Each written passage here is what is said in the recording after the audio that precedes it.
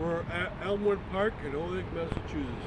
Well, Elmwood Park doesn't exist anymore. It started in 1895, but by 1981 it was gone.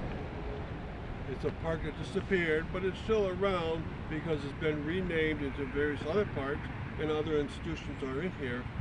And maybe it just outlived itself because it was a rustic park where a brook would come right down where we are.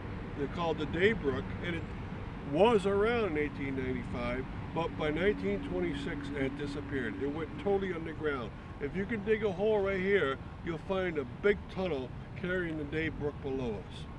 So, well, I'm going to point out the various features. The feature number one, if you look up there, there's two roads. One goes right, one goes left. The one that goes right is the Dingle. There are 5 Dingles making up Elmwood Park, but this was by far the biggest. You can actually walk up there. It's about a 5-minute walk to the very end of it, and you'll reach just the entrance that Northampton Street is on. There were picnic tables there at one time, and it was a place to cool down. The best place to get in was right around here. You go on this road here. If you cut right, you could have had a picnic area. There are also stairs in there, and you can get up to the road on each side of it. Now, there's a road going left, and notice on the road going left, there's a school on the top of it. That road going left existed for most of the history of the park, and it was a way to get into the Elmwood neighborhood. And this Elmwood Park was good to separate out the neighborhoods. Also up there is now the Peck School, and not for long though, they're going to tear it down this summer, and they're going to put a new middle school up.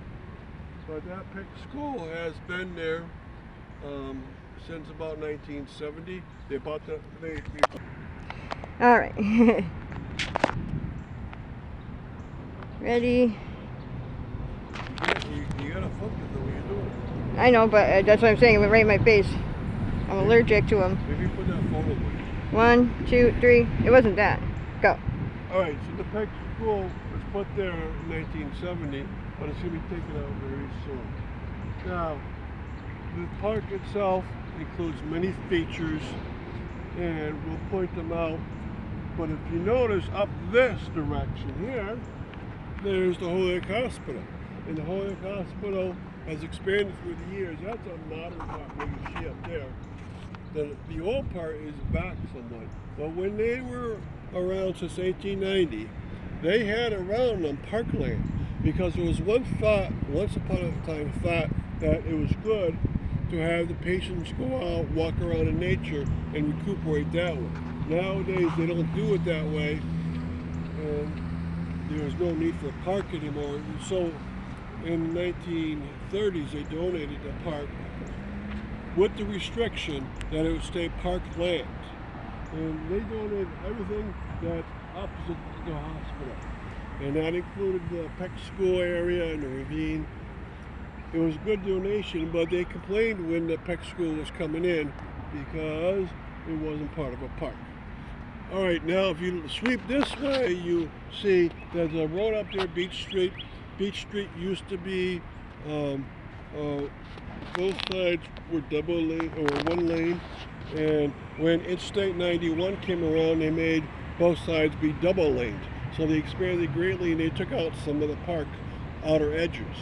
You can see also houses that look similar. They're Victorian homes, very simple Victorian homes in most cases. But that's the start of the Oakdale neighborhood, and Elmwood neighborhood stops right here. So it's a distinction that this park separates these two neighborhoods, and down at northern edge separates another 2 neighborhoods. Now, if you look down in the distance, you see trees, but you also see a light standard, and that light standard is part of MacKenzie Field. That'll be one of our stops. It's very important there. But there you have the start of this Elmwood Park being chopped up into pieces. Elmwood Park was a unit until around 1932 when MacKenzie Field was completed. It was completed as a WPA project, and it grew and grew from there and got more parks here. You can all see in the foreground the Holyoke High School has grown and grown itself. And that came in, I believe, in 1864, and it grew and grew larger in size itself. And that's another thing that chopped the park up into pieces. You got schools, you got many athletic fields, parking lots. And as we sweep around one more time, we're looking up a steep embankment of a hill. And that steep embankment used to have a path coming down from the top of it. I was able to take it a couple of times. It's very steep, but that was part of the charm of the Elmwood Park. Parts would be very steep and very rustic. There'd be a brook rolling through, like I said, with 5 rustic bridges inside of it and paths everywhere. This park itself was designed by the Olmsted brothers. They started their design about 1902, and it took a long time, and they actually sent their engineer out here. Maybe 15 times they sent them out here. And the park wasn't really completed until about 1912 or so, in terms of the design from the Olmsteds. And so you can see a lot of things have happened in Elmwood Park along the way.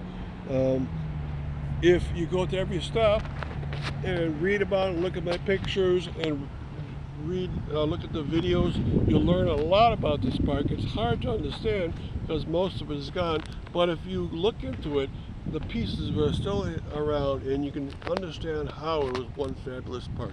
Thank you.